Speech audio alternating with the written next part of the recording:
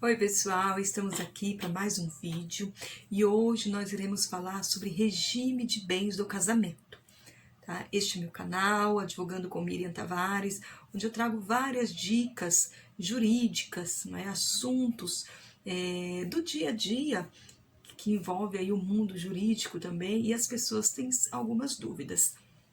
Então, o que seria o regime de bens do casamento? Afinal, o que é isso? São as regras que os noivos devem escolher antes da celebração do seu casamento, para definir como que os bens do casal serão administrados durante o casamento, tá? E quando que você vai optar pelo regime jurídico? Vai ser no momento em que você for levar os documentos para o cartório, a habilitação para o casamento. Esse vai ser o momento que você vai optar pelo regime. E no Brasil, a nossa legislação brasileira, ela traz 4 tipos de regime jurídico. O primeiro, mais comum, comunhão parcial de bens. O segundo, comunhão universal de bens. O terceiro é a participação final nos aquestos. E o quarto é a separação convencional dos bens. Então, nós vamos explicar o que significa cada um desses regimes. O primeiro, que é o mais comum, muitas pessoas podem falar, quando eu fui casar, não me perguntaram qual regime que eu queria adotar. Então, primeiro, para você escolher um desses regimes, você tem que comunicar quando você for fazer a habilitação do casamento, no momento que você leva a sua documentação.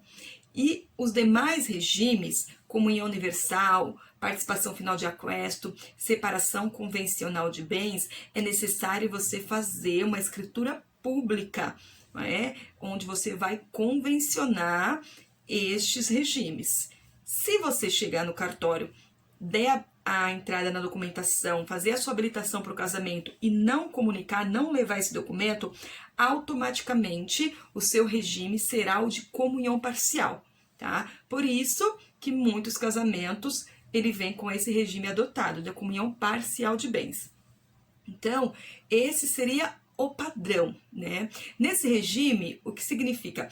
Todos os bens adquiridos pelo casal de forma onerosa e durante o casamento, tá? Ou um caso de união estável, durante a união estável, ele pertence a ambos os cônjuges. Não interessa se está no nome de apenas um dos cônjuges ou se está no nome dos dois, tá? E também não interessa se no decorrer do casamento a mulher, por exemplo, não trabalha e quem adquiriu esse bem foi o homem.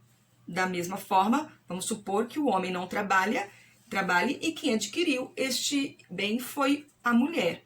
Então, isso não vai interessar para o regime de comunhão parcial. Se esse bem foi adquirido de forma onerosa, pertence a ambos, tá? Diferentemente, se foi um bem adquirido durante o casamento de forma que não seja onerosa, que é no caso de herança ou no caso de doação. Aí esses bens, no caso de separação, ele não se comunica. Em caso de inventário, aí sim, pode ser que esse cônjuge participe aí da herança deixada pelo o que faleceu. Então, como eu expliquei, o regime de comunhão parcial vai ser aquele regime comum, caso você não opte pelos demais.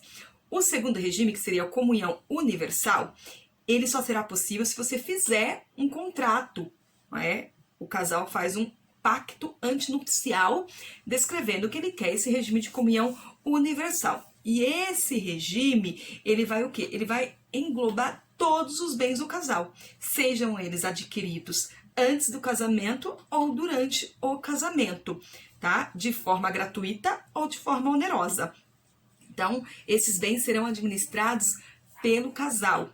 Ambos os cônjuges têm direito de administrar. E no caso de separação, os bens serão partilhados 50% para cada um, não importando quem adquiriu esses bens.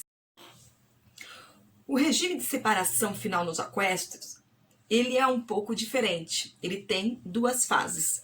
Então, é uma mescla do regime de separação total, né, e da comunhão parcial de bens. Por quê? Porque durante o matrimônio vai prevalecer as regras de uma separação convencional. Cada cônjuge vai administrar ao seu próprio patrimônio. Então, nessa primeira fase, não ocorre comunicação dos bens que foram adquiridos ali de forma onerosa durante a união.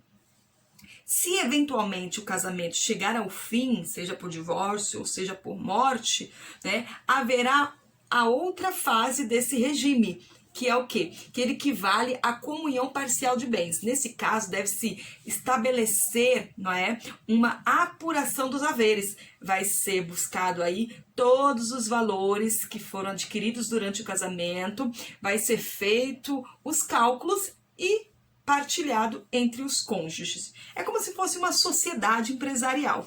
Quando um dos sócios se retira, aí é feita uma prestação de contas para ver os haveres de cada sócio.